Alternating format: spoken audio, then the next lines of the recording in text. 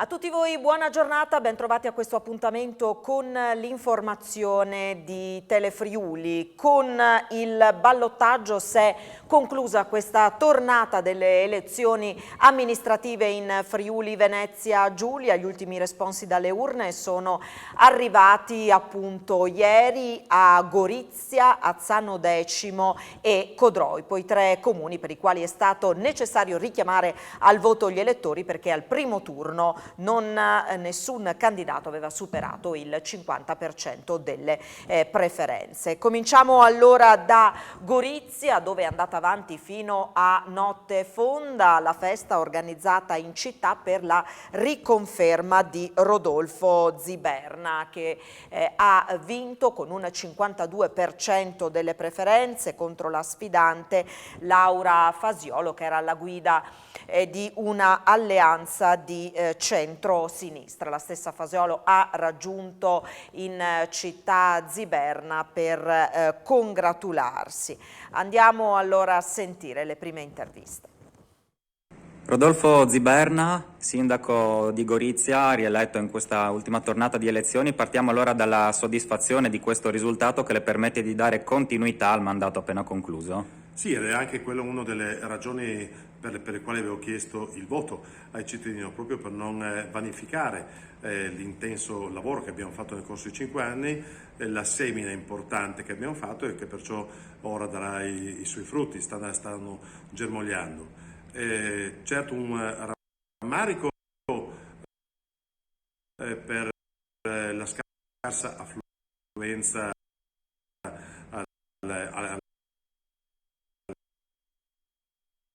alle urne, sebbene per quanto riguarda Gorizia sostanzialmente si sia attestata sul dato di 5 anni fa. E poi c'è un contesto nazionale e regionale che ci preoccupa, perché significa che in ambito nazionale, visto che io per principio non do mai la colpa ai clienti quando c'è un prodotto commerciale che non va o agli elettori quando non votano una coalizione, perciò in questo caso non sono i cittadini che per loro colpa si sono spostati o si sono allontanati dalle istituzioni, ma evidentemente i soggetti politici che governano ai diversi livelli il nostro paese, perciò dal governo nazionale al governo locale e comunale, evidentemente non sono più, cioè non riescono ad intercettare e a soddisfare le legittime aspettative dei cittadini. Questa è una ragione che dovrebbe imporre tutti ad una profonda riflessione. Io condividerò delle proposte mie, una mia interpretazione, una chiave di lettura sia con chi mi rapporto più usualmente nelle istituzioni nazionali, ma anche in sede ANCI Friuli Venezia Giulia, in sede ANCI nazionale. Laura Fasiolo, candidata sindaco a Gorizia per il centro-sinistra. Non era scontato arrivare al ballottaggio con Rodolfo Ziberna, sono stati recuperati circa 1000 voti rispetto al primo turno, anche se non è bastato per raggiungere la maggioranza. Come giudica questo risultato? È un risultato decisamente positivo, siamo tutti molto soddisfatti, lo saremmo stati certamente di più se fossimo riusciti a farcela.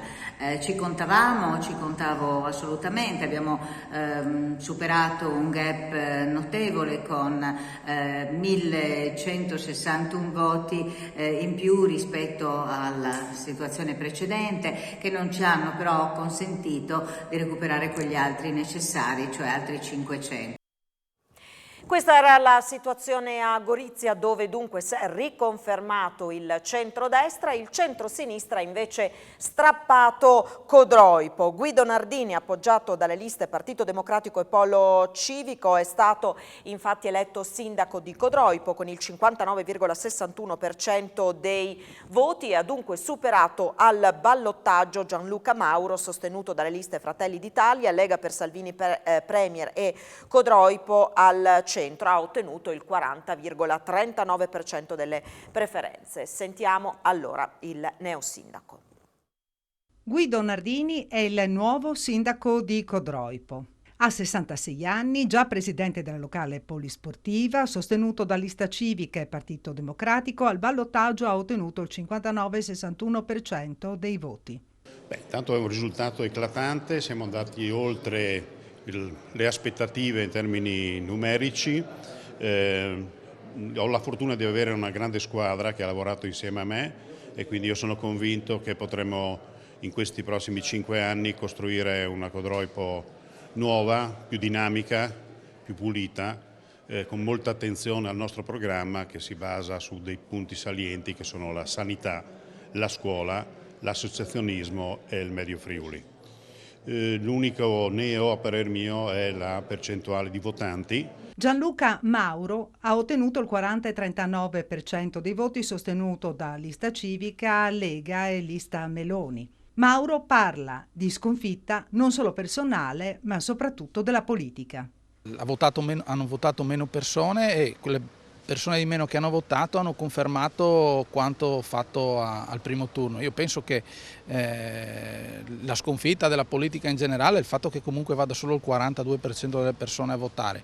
Queste elezioni sono il frutto sia di quello che si è seminato, sia di quello che la gente magari vuole e cerca di volere. Quindi io non ho nessun dubbio a dire che il centrodestra in questo caso ha perso, magari ha perso anche per colpa mia, non voglio dire il contrario. Bisogna prendere atto, bisogna rimboccarsi le maniche e vedere in futuro quali siano le cose migliori da fare per Codroipo. Massimo Piccini, appoggiato dalle liste Azzano 33082, Fratelli d'Italia, Piccini sindaco, è stato eletto primo cittadino di Azzano X con il 61,15% delle preferenze, superando al ballottaggio Enrico Guin, sostenuto dalle liste Partito Democratico e Lista Civica Azzano, che ha ricevuto il 38,85% dei voti. Sentiamo il nuovo sindaco di Azzano X. Ringrazio sentitamente tutti gli elettori di Azzano X per questo risultato eclatante, oserei dire. 12 sezioni su 12, praticamente tutto il comune ci ha premiato per la nostra offerta, per la nostra semplicità, per la nostra coerenza che abbiamo dimostrato in questi 6 mesi di lunga campagna elettorale. Ringrazio tutti gli elettori, ringrazio tutti quelli che hanno creduto in noi. E comunque un plauso va fatto anche all'altro candidato sindaco Enrico Guin, che mi ha appena telefonato congratulandosi per la vittoria. Vi ringrazio tutti quanti e da domani cominceremo a lavorare per la comunità. Ed ora ci occupiamo di Covid. Ha iniziato ad operare la task force regionale che deve valutare la situazione degli ospedali del territorio alle prese con una nuova ondata pandemica. I contagi sono alti, restano molto basse le polmoniti. Per questo il vicepresidente della regione, Riccardo Riccardi, auspica una svolta sulla gestione delle positività da Roma. Noi in questo momento contiamo il 20% delle persone ricoverate nei nostri ospedali che effettivamente sta in ospedale per ragioni legate alla pandemia. L'80% riguarda altri tipi di patologie che presentandosi in ospedale, facendo il tampone come la procedura prevede, essendo asintomatici, vengono in qualche modo riscontrati al Covid. Quindi chiaro che sono due flussi importanti, questi due flussi se continueranno ad essere gestiti in questo modo continueranno a appesantire l'organizzazione del sistema sanitario con una ricaduta negativa nel sistema della capacità di recupero delle attese. Quindi c'è una discussione abbastanza importante in piedi, anche tenendo conto che da tempo i nostri infettivologi dicono che non vedono polmoniti. Quindi è importante la distanza tra la circolazione dell'infezione e la domanda ospedaliera. E dentro la domanda ospedaliera c'è una quota limitata oggettivamente di Covid. Quindi la discussione è attorno a questa cosa, le regioni spingono per una soluzione di alleggerimento di questo genere, che ha a che fare molto anche con gli operatori sanitari. La discussione, l'evidenza è sotto gli occhi delle considerazioni di chi si occupa di questo.